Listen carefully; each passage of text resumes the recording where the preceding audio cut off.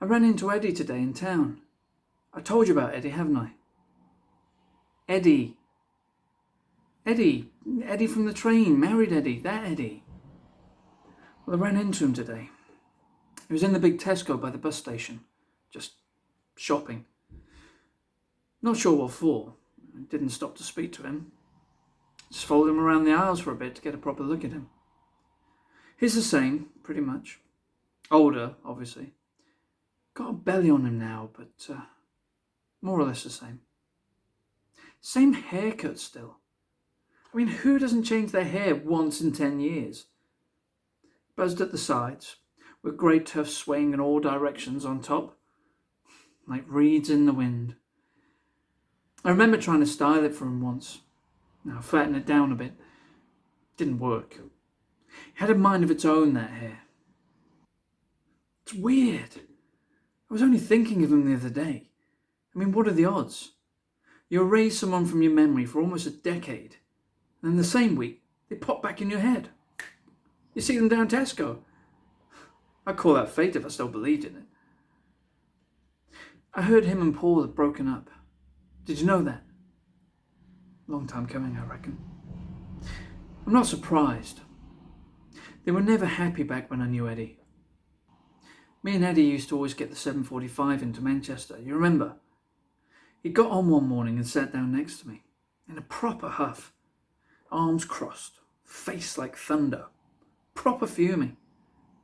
Him and Paul had a fight. Paul was desperate for one of those little mini schnauzers, you know.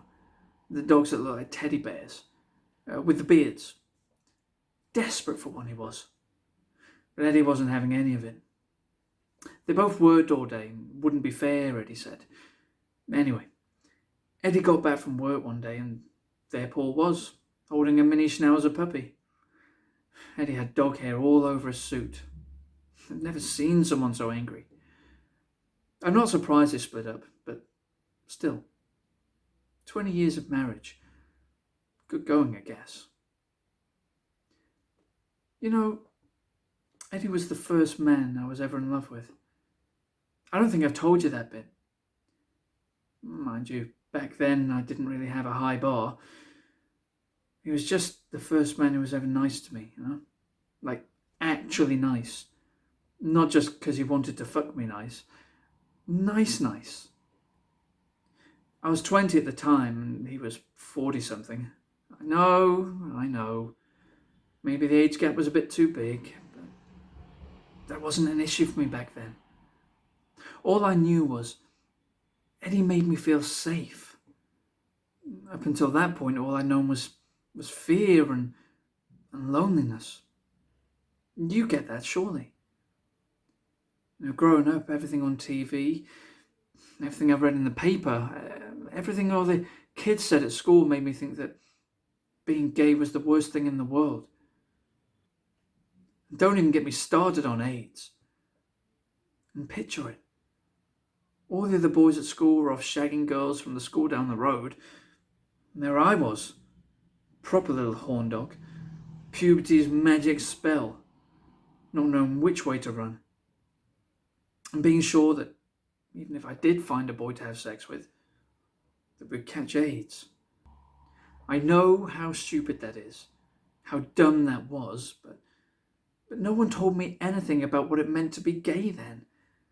I had to piece it all together myself from things I saw around me. Like a patchwork nightmare. Eddie changed that. He was boring. But that's what I liked about him. He was ordinary.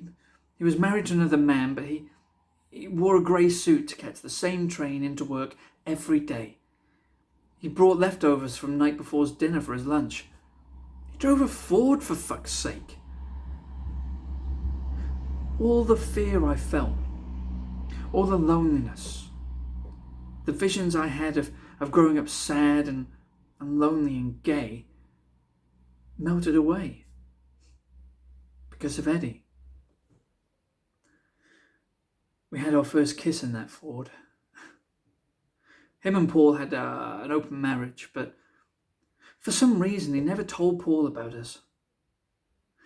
Eddie had said he'd give me a lift home from the station, so there we were in his Fiesta, and he put the moves on me. I'd been with other guys by then, of course I had, but this was different. It was tender, soft, boring. The best kiss of my life. He broke my heart the day he told me he got a new job in Sheffield. I was in pieces, inconsolable. Honest to God, the 7:45 to Manchester had never seen anything like it. I should ring him, don't you think? To see how he's doing. But then, maybe he won't want to hear from me. Maybe he's changed his number. I mean, it has been 10 years. But if he's not bothered changing his haircut, then I doubt he'll have changed his phone number. Should I have said something in Tesco? I didn't want to ambush him, but I should have, shouldn't I? Only to say thank you.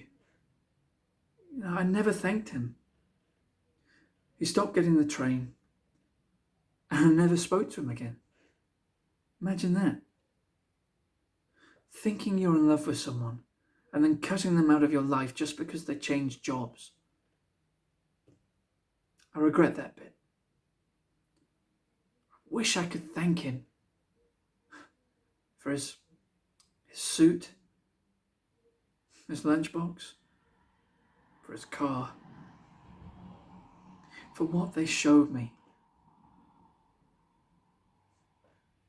Maybe I'll ring him.